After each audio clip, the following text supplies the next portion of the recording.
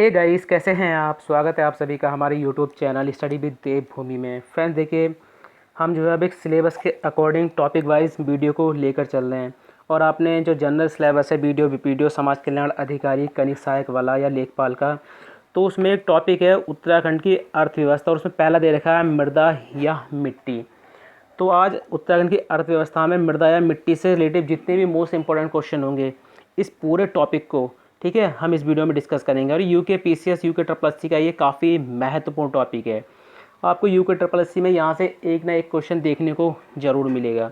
Guys, अगर आपको video अच्छी लगती है तो वीडियो को लाइक करें, कमेंट करें और वीडियो को अपने दोस्तों के साथ ज़रूर शेयर करें। इससे पहले सुबह आपको देखिए राजभाषा वाली वीडियो मिल गई थी 7 बजे, वो भी मैंने पूरा उसमें डिस्क्राइब किया है राजभाषा को। दोपहर आपको जीके की वीडियो मिली थी, उसमें अंतर्राष्ट्रीय संगठन है यूएनओ, ठीक है, संयुक्त राष्ट्र संघ, वो भी मैंने कंप्लीट टॉपिक डिस्क्राइब किया है। जो बच्चे इस सीरीज़ से जुड़े हुए हैं ना, उनका यहाँ से एक भी क्वेश्चन मिस नहीं होगा गाइज़। तो चलिए ज़्यादा टाइम ना ख़राब करते हुए वीडियो को शुरू करते हैं। तो गाइज़ देखिए, सबसे पहले तो क्वेश्चन यहीं से बनता है कि भारतीय कृषि अनुसंधान परिषद ने देश की संपूर्ण मृदा को कितने भागों में बांटा है। तो ये 8 भागों में बांटा है। मैं आपको जिस तरह से क्वेश्चन बनता है वो भी बताता हुआ चलता हूँ ताकि आपको पता चल जाए क्वेश्चन किस तरह से बनते हैं, ठीक है। तो एक क्वेश्चन तो यहीं से हो गया। तो 8 मृदा वो कौन कौन सी हैं वो भी आपको याद होनी चाहिए। देखिए, पहली है जलोढ़ मृदा, दूसरी है लाल मृदा, तीसरी है काली मृदा, चौथी है लेटराइट मृदा, पांचवी है मरुस्थलीय मृदा, छठी है पर्वतीय मृदा, ये इंपॉर्टेंट है हमारे यूके ट्रिपल एससी के लिए, पर्वतीय मृदा।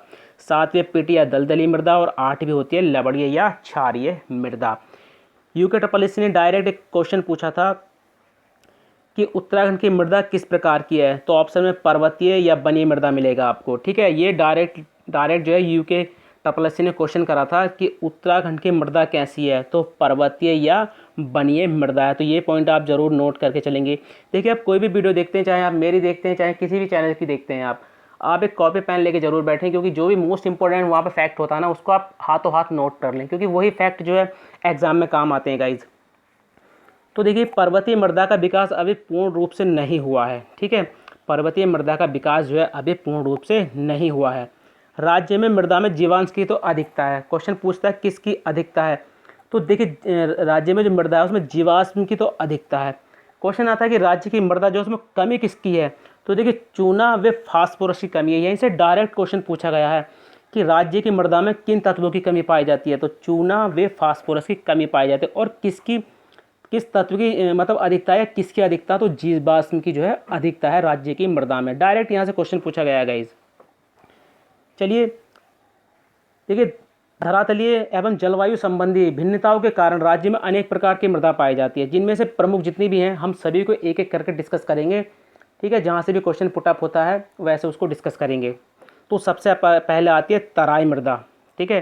तराई मृदा की बात करें तो इसका क्षेत्र की बात करें, हम तराई मृदा मिट्टी की बात करें, तराई मिट्टी की, तो ये देहरादून के दक्षिण से, ठीक है, देहरादून के दक्षिण सिरे से और उधम सिंह नगर तक ये पाई जाती है, ठीक है। इसका क्षेत्र काफ़ी महत्वपूर्ण होता है क्योंकि क्षेत्र भी पूछ लेता है। उसके अलावा तराई मृदा की विशेषता की बात करें, यहीं से क्वेश्चन पुटअप होता है गाइस। देखिए, तराई मृदा जो है महीन कणों के निक्षेप से निर्मित मृदा है और ये राज्य की सबसे अधिक परिपक्व मृदा है, सबसे अच्छी मृदा मानी जाती है राज्य की ये, ठीक है, तराई मृदा।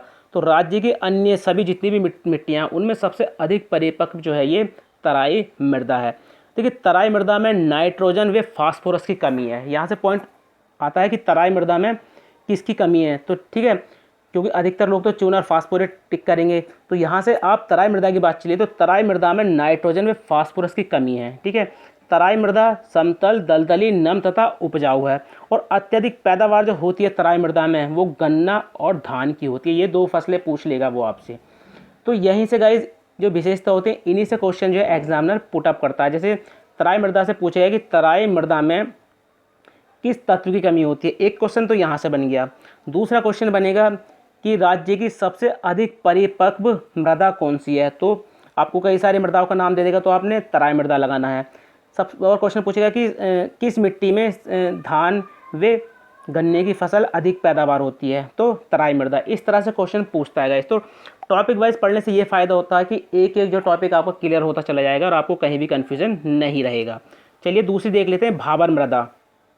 भाबर मृदा, इसका जो क्षेत्र है देखिए तराई के उत्तर में, ठीक है। जैसे ये तराई वाला क्षेत्र है इसके उत्तर में, ठीक है। और जो शिवालिक का क्षेत्र है, शिवालिक का क्षेत्र उसके दक्षिण साइड में है ये, ठीक है। वहाँ भाबर मृदा पाई जाती है। अब देखिए भाबर मृदा की विशेषता क्या क्या है। हिमालय नदियाँ जो होती हैं, हिमालय नदियाँ जो होती हैं इस तरह से काफ़ी, ठीक है, तो उनके निक्षेप होते हैं, नदियों में भारी निक्षेप होते हैं, तो उनके कारण जो है मोटे पत्थर टूट फूट के कूड़ा करकट सब नीचे आया, ठीक है। कंकड़ पत्थर तथा मोटे बालों से निर्मित होती है भाबर मृदा। तो भाबर मृदा जो है, यहीं से एक क्वेश्चन बनता है कि भाबर कौन सी मृदा कृषि के लिए अनुपयुक्त होती है। ये डायरेक्ट यूपी ट्रिपल एससी ने क्वेश्चन पूछ भी रखा है कि उत्तराखंड की कौन सी मृदा कृषि के लिए अनुपयुक्त है, ठीक है। तो यह है भाबर मृदा। अगला है चारागाही मृदा। यहाँ से क्वेश्चन बना है गाइज, यहाँ से क्वेश्चन बन रखा है चारागाही मृदा।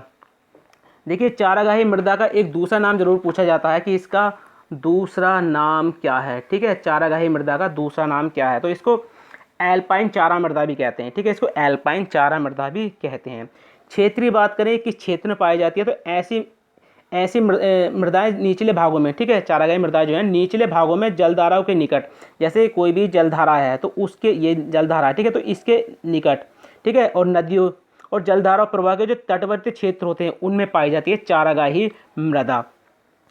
चारागाही मृदा को देखिए 5 भागों में बांटा गया। चारागाही मृदा को जो है 5 भागों में बांटा गया। कौन कौन से? मटियार दोमट, अत्यधिक चूनेदार दोमट, कम चूनेदार दोमट, गैर चूनेदार दोमट और बलुई दोमट।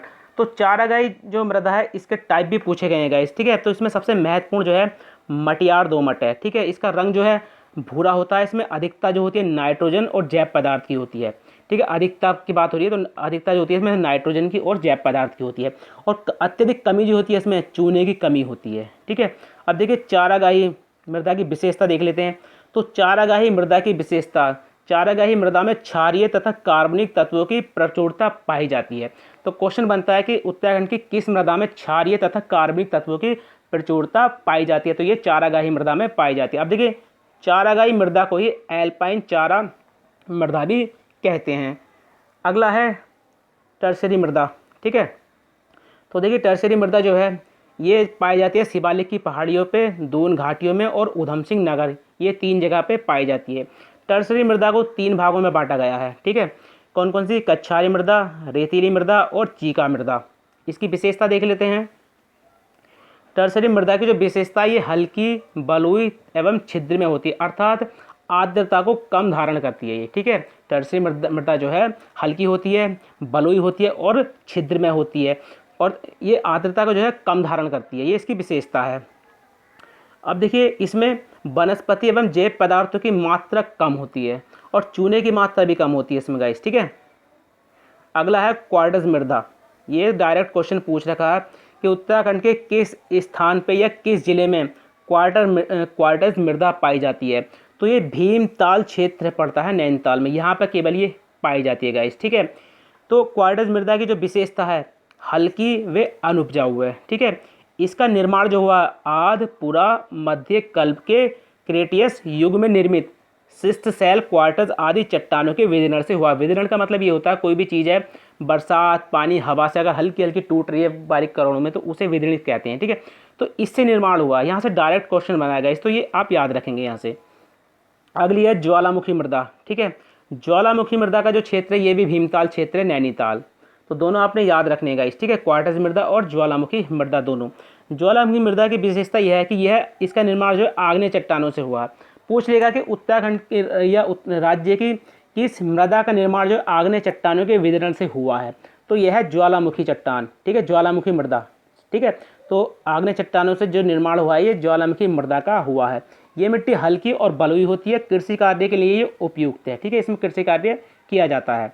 अगला है दोमट मिट्टी, ठीक है, दोमट मिट्टी। तो दोमट मिट्टी का जो क्षेत्र राज्य में यह है शिवालिक पहाड़ियों के निचले ढालों और दून घाटी में, ठीक है। दोमट मिट्टी जो है शिवालिक पहाड़ियों के निचले ढालों पर और दून घाटी में पाई जाती है। विशेषता क्या है दोमट मिट्टी की? दोमट मिट्टी में हल्का चिकनापन होता है, इसके साथ चूना लोह अंश और जैव पदार्थ विद्यमान रहते हैं, ठीक है। पूछ लेगा कि उत्तराखंड की किस मिट्टी में लोह अंश जो है वो विद्यमान रहते हैं। तो चलिए अगला देख लेते हैं लाल मिट्टी, ठीक है। तो लाल मिट्टी का क्षेत्र पूछा जाता है तो ये पहाड़ी ढालों पर पर्वतीय किनारों पर पाए जाते हैं। ठीक है, जो पहाड़ी ढाल होते हैं, जैसे ये पहाड़ी ढाल हैं तो यहाँ पर जो ये यहाँ पर पाए जाते हैं और पर्वतीय किनारों पर पाई जाती है। लाल मिट्टी की जो विशेषता है ये असंगठित मृदा है। ठीक है, यह असंगठित मृदा है। इसका निर्माण आग्नेय चट्टानों के विदरण होने से हुआ है। ठीक है, ऊपर भी जो एक क्वेश्चन आया था उसमें भी आपने देखा होगा, ये वाला जो था, ये वाला, ठीक है, कहाँ गया, ये वाला ज्वालामुखी मृदा। ठीक है, ज्वालामुखी मृदा का जो निर्माण हुआ आग्नेय चट्टानों से हुआ है। और एक ये है, ठीक है, लाल मिट्टी, इसका निर्माण भी किससे हुआ, आग्नेय चट्टानों से। दोनों आपने याद रखने हैं।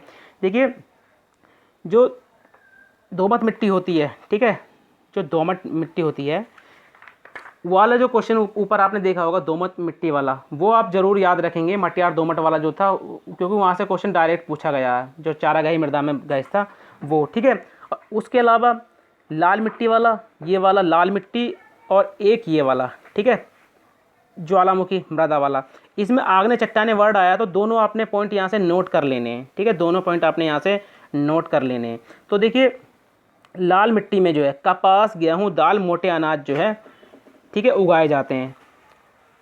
अगली है भूरी लाल मिट्टी। ठीक है, भूरी लाल पीली मिट्टी, ये भी काफ़ी महत्वपूर्ण है। इसका क्षेत्र पूछा जाता है तो नैनीताल, मसूरी, चक्राता है। ठीक है, यहाँ पे ये पाई जाती है। विशेषता इसकी क्या है, रंग इसका भूरा लाल पीला है। इसका निर्माण चूने व बलुआ पत्थर, सैल तथा डोलोमाइट चट्टानों से हुआ है। अगला है, देखिए ये मृदा जो है अत्यधिक आर्द्रता ग्राही मृदा है और यह अत्यधिक उपजाऊ मृदा है। उसके बाद आती है भस्मी मृदा। भस्मी मृदा का जो क्षेत्र है ये कम ढालू स्थानों पर पर्वतीय श्रेणियों के अंचलों, ठीक है, जो पर्वतीय श्रेणियों के अंचल होते हैं उनमें पाई जाती है, और उप उष्ण देशीय और समशीतोष्ण संभागों में ये पाई जाती है। इनके क्षेत्र जो होते हैं वो काफ़ी महत्वपूर्ण होते हैं जहाँ जहाँ पाई जाती हैं। वन की भूरी मिट्टी की बात करें तो ये वनीय भागों में पाई जाती है। ठीक है, वन की भूरी मिट्टी वनीय भागों में पाई जाती है, जहाँ वन होते हैं उनके उन भागों में ये पाई जाती है। इसकी विशेषता क्या है, जैव तत्व की देखिए इसमें अधिकता होती है और चूना व फास्फोरस की कमी होती है। यही मेन मिट्टी है जो उत्तराखंड की है, वन की भूरी मिट्टी जो होती है ये। ठीक है, उसके अलावा उच्चतम पर्वतीय छिछली मृदा, ये कम वर्षा वाले उच्च पहाड़ी भागों में पाई जाती है। ठीक है, नाम से पता चल रहा होगा, उच्चतम पर्वतीय छिछली मृदा, ये कम वर्षा वाले उच्च पहाड़ी भागों में पाई जाती है। विशेषता क्या है इसकी, अत्यधिक शुष्कता तथा वनस्पति के अभाव के कारण यह बिल्कुल अपरिपक्व मिट्टी होती है। इसकी परत जो होती है अत्यधिक पतली होती है गाइज। अगला है उच्च मैदानी मृदा। देखिए आप इनको एक दो बार पढ़ेंगे आपको ये बिल्कुल सब समझ में आ जाएंगी गाइज। ये पूछी जाती है कि कौन सी मृदा 4000 मीटर से अधिक ऊंचाई पर पाई जाती है, तो यह उच्च मैदानी मृदा, ठीक है, और घास के मैदानों में पाई जाती है। 4000 मीटर से अधिक ऊंचाई पर घास के मैदानों में। इसकी विशेषता यह है कि हल्की क्षारीय होती है और ये कार्बनिक पदार्थों की उच्च मात्रा से युक्त होती है। नमी की अत्यधिक कमी होती है इसमें। और उच्च मैदानी मृदा को ही एल्पाइन चारागाह मृदा या पास्चर्स मृदा भी कहा जाता है। ठीक है, एल्पाइन चारागाह एक तो होता है अल्पाइन, ठीक है, ऊपर भी आपने देखा होगा, और ये दोनों अलग अलग हैं गाइस। ठीक है, दोनों अलग अलग हैं, तो ये आप याद रखेंगे। उच्च मैदानी मृदा को पास्चर्स मृदा भी कहा जाता है।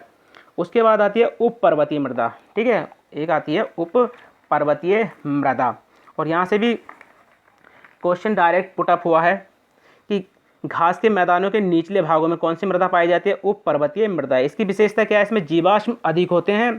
ठीक है, इसमें जीवाश्म अधिक होते हैं। मृदा की ऊपरी परत रेतीली और संगठित होती है। रंग इसका लाल, भूरा और पीला होता है।